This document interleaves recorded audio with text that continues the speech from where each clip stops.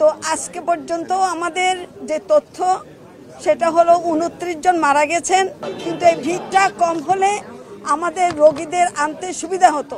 আমরা গতকালকে বাংলাদেশের উপর দিয়ে যে মর্মান্তিক দুর্ঘটনাটা ঘটে গেল তার জন্য এটা ভাষায় প্রকাশ করার কোনো ক্ষমতা আমার নেই।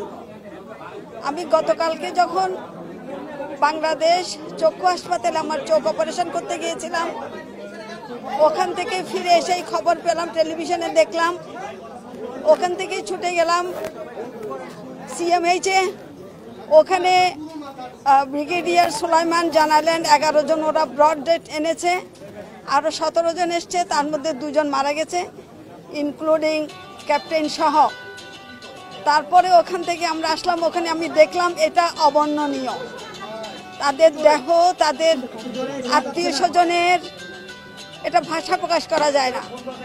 সিএমএস থেকে আসলাম বার্ন ইনস্টিটিউটে, লোকারণ্য, যেটা মনে হচ্ছিল এখানে অ্যাম্বুলেন্স ঢোকানোটাই বড় একটা ঝামেলা হয়ে যাচ্ছে, কারণ ওদেরকে যখন নিয়ে আসছে সবাই উৎকণ্ঠা, সে আমরা বুঝতে পারছি, কিন্তু এই ভিড়টা কম হলে আমাদের রোগীদের আনতে সুবিধা হতো।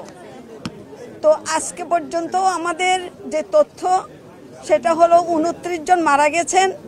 এই ব্যাপারে আরও বিস্তারিত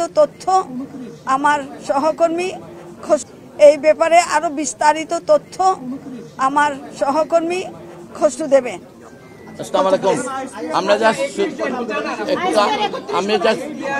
বলেছেন যে আমরা স্পষ্ট করতেছি জিনিসটা, আইএসপিআর এর আমাদের এইখানে আসার আগে আমরা আইএসপিআর এর সাথে কথা বলেছি।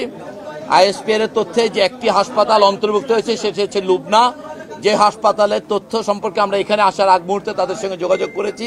তাদের ওখানে তাদের হিসেবে তাদের রেজিস্ট্রিতে কোথাও কোনো ডেথ নেই, কিন্তু ওনারা মুখে বলছেন যে সেখানে 2 জন শিশু ব্রড ডেড ছিল, যাদেরকে তাদের অভিভাবকরা নিয়ে এসছেন। ওই 2 জন আসলে ওর পরবর্তীতে কোনো হাসপাতালে আসেননি বিধায় আমাদের কোনো হাসপাতাল ব্যবস্থাপনায় ওই 2 জনের রেকর্ড পাওয়া যাচ্ছে না। আমরা আশা করব আপনাদের মাধ্যমে ওই যারা লুবনা হাসপাতালে যেই 2 জন শিশু মারা গিয়েছেন সেকে লুবানা, ওইখানকার অভিভাবকদের আমরা অনুরোধ করবো যেন ওনারা আমাদেরকে এই নামগুলোকে অন্তত এই তালিকাভুক্ত করার জন্য সাহায্য করেন।